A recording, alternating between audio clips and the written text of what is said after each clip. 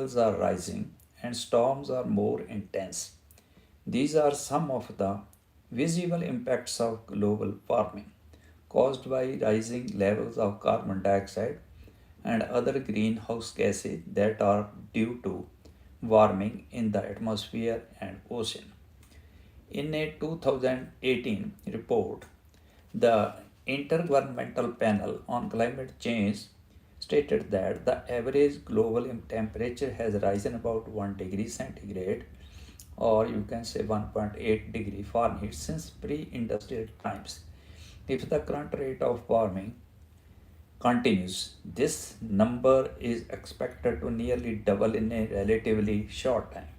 Reaching 1.5 degrees centigrade means 2.7 degree Fahrenheit between 2030 and 2052. This could have devastating effects on ecosystem around the world, from tropical coral reefs to the icy Arctic Ocean.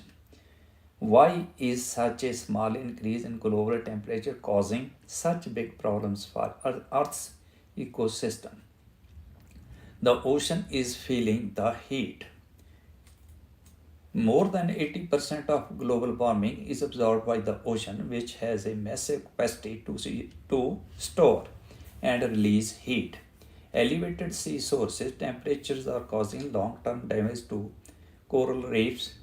Corals are bleaching and dying. The IPCC report projects that up to 90% of coral reefs could disappear if the global warming reaches 1.5 degrees centigrade, means 2.7 degree Fahrenheit. Another reason corals are in trouble is because of ocean acidification. Higher carbon dioxide levels have shifted the chemistry of the ocean, making it more acidic, and corals and shelled sea creatures have trouble growing in acidic conditions. Sea levels are rising. When ocean water warms, it expands in volume. This is a major cause of the rise in sea levels, along with the water added to the ocean by the melting of land-based glaciers. The sea level has risen an average of 20 centimeters, means 8 inches, since the late 19th century, and research by scientists studying the last 25 years of satellite data found that the ocean water is rising faster and faster. If it continues to at its current rate of acceleration, the rise in sea level by 2100 will be more than double current estimates. Sea level rise levels to the destruction of coastal wetlands, salt marshes, and mangrove swamps, as well as flooding and damage to aquatic ecosystem. Drought to deluge, the impacts of shifting temperature and precipitation. Temperature and precipitation are key ingredients of climate. A warmer climate means that more water evaporates from the both and land and ocean, and a warmer atmosphere holds more of that water. Scientists have noticed that heavy rainfall events are increasing. Additionally, higher water temperature in streams, lakes, and reservoirs lead to lower levels of dissolved oxygen in the water, which impacts the survival and population of fish and other aquatic life. Especially troubling are the extreme weather events that are happening more often around the world. Hurricanes are ramping up in intensity, particularly in the North Atlantic. The year 2017 was a busy one for Atlantic hurricanes. Hurricanes Harvey, Irma, and Maria unleashed their destructive power on Texas, Florida, and Puerto Rico. A group of scientists using high resolution computer modeling determined that the main reason of 2017 hurricane season was so violent was due to warm sea surface condition in the North Atlantic. This led to a new way of predicting what to expect each year.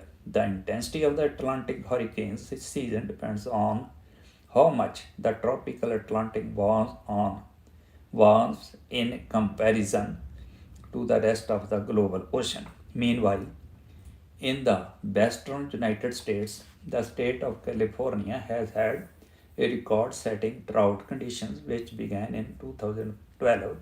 Researchers analyzing the history of California's drought found that the state is more likely to experience drought when low precipitation combines with warm weather conditions. Extended drought periods can lead to a higher fire risk today.